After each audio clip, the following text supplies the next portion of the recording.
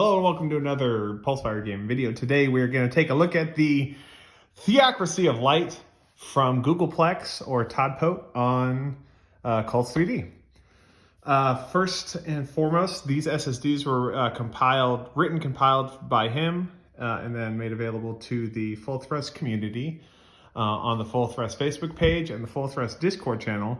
If you're interested in Full Thrust or what Go0gleplex is doing, I think you would do well to subscribe to either of those places because he produces a lot of content and he does a lot of modeling. And if you want to learn about that stuff first, the Facebook group is where to get it. So starting right now, we're going to go smallest to largest. And that means we're going to start with the Halo Corvette.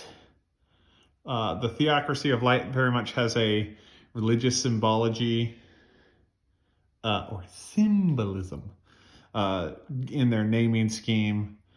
The Halo Corvette is pretty awesome.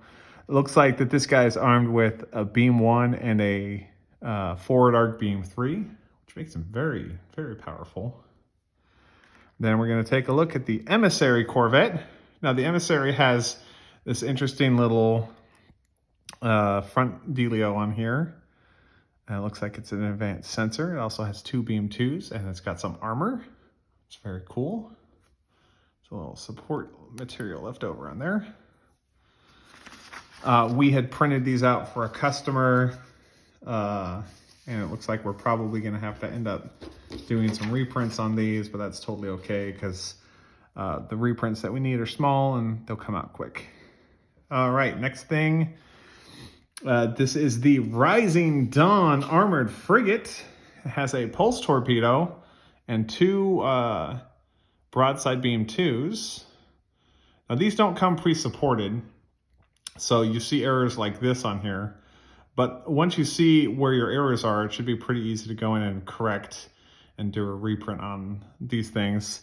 This armored frigate is mass 28 and it has a combat value of 112.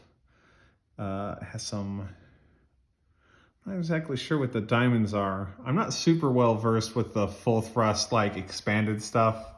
I've been playing light for years. That's what we have focused on the channel, but we are getting into the more advanced regular full thrust stuff. Okay, going right along, we have the Glorious class destroyer, which has a short range railgun. This guy right there. And then 2 broadside beam 2s, one on each side. Very cool ships. As far as someone who's kind of a novice, only kind of though, to modeling, Todd blows it out of the park with every release that he produces. His ships are awesome. Great panels, great details. And like a lot of the other fleets that we have focused on in the last few videos, they're all WYSIWYG. So everything that he puts on here, for instance, this has 2 twin particle arrays on the front, and he has them modeled on here. And then he's got beam 2s on each side. This is the Lightbringer light cruiser. And then moving right along, we have this Escort Cruiser, which is a break from the rest of the ships except for the first Corvette, and it just looks fantastic. It has dual Gatling batteries on each side and then a hefty beam 3 on the front. And yeah, this is some cool looking ships. Okay, moving right along, we have the Templar battle cruiser, or heavy cruiser, sorry. Don't want to skip ahead. This is the Templar heavy cruiser. It has a 2 salvo missile launchers, 3 beam 2s, and then 4 twin particle arrays on the front. Very, very cool.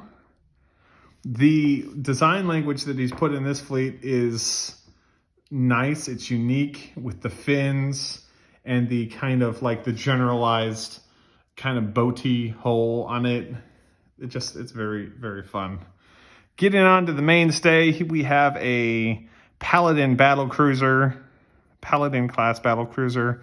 Again, it has a short range railgun like one of the previous ships. Lots of beam 3s, lots of beam 2s. The beam 2s and the beam 3s are focused in very specific arcs. So it's a nice balance factor. Go0gleplex's on the Discord channel had mentioned that he generates the ships or the SSDs so that they're internally consistent with each other. So that's how he's balancing them. Okay, now we have two bigger ships. We have a battleship. This is the Apostle class battleship. Now, this is the first one that he's equipped with antimatter torpedoes. It has beam 2s lining the hulls, and then it has twin particle arrays at the front. And has a thrust of 3 on this. So it's kind of a slower ship, but it's a battleship, so it doesn't have to be fast to get its point across. Now, this one is only slightly heavier, and you can see this is a similar hull than what we've seen with the battleship, but it's chunkier and it has these hangars. This is the Crusader Light carrier. It's got it carries 4 fighters on it. It has 2 tubes for launching the fighters. Then it's got beam 3 in the front and then beam 2s on the sides. So there's your beam 3 and there are your beam 2s. All right, now we get to the 2 big ships. Now, first we're going to do the Dreadnought. And to give you some scale with the Dreadnought, these are all printed in their original scale. Here is the battle cruiser versus the Dreadnought. Here's the battleship versus the Dreadnought. So the Dreadnought is bigger.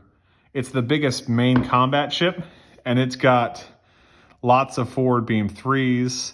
It's got the 3 beam 2 broadsides that we've seen on several of the other ships. It has twin particle arrays at the front. It is a beefy, chunky guy. Lots of hull. It's got some armor. And yeah.